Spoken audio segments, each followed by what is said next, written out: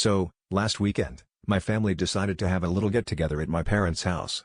You know, the usual: grilling, catching up, and dodging my mom's relentless attempts to marry me off to any single person within a 10-mile radius. My brother, Steve, was there too, which meant things were bound to get interesting. Steve is the kind of guy who bought his first top hat and deck of cards before he could tie his shoelaces. He's been obsessed with magic tricks ever since he saw David Copperfield on TV as a kid. This time, he was itching to show us his latest trick, which involved sawing something in half. Naturally, we were all a bit nervous, and my dad made sure to hide all the family pets.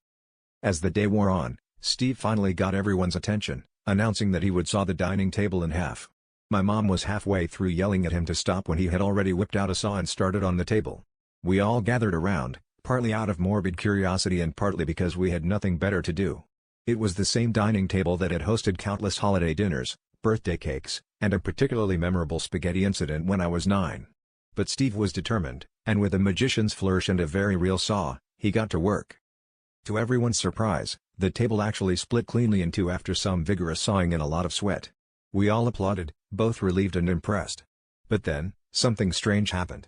There was a low rumble, and before we knew it, the entire dining room started to tilt like a scene from a poorly directed disaster movie. Plates slid off the table halves, my mom's prize china wobbled precariously, and I swear I saw a meatball roll uphill. It turned out that the table was somehow, inexplicably, supporting the entire structure of the house. Panic ensued as we scrambled to balance ourselves and the room while trying to figure out how a wooden table became the architectural cornerstone of my parents' home. In the end, we had to call in a professional to sort out the structural chaos. As we sat in the now stable but oddly empty dining room, Steve sheepishly admitted that maybe he should stick to card tricks. My dad, trying to lighten the mood, said, "Well, Steve, it seems like your magic trick just made the dining room disappear. But don't worry, son, you're not the first to saw your future in half."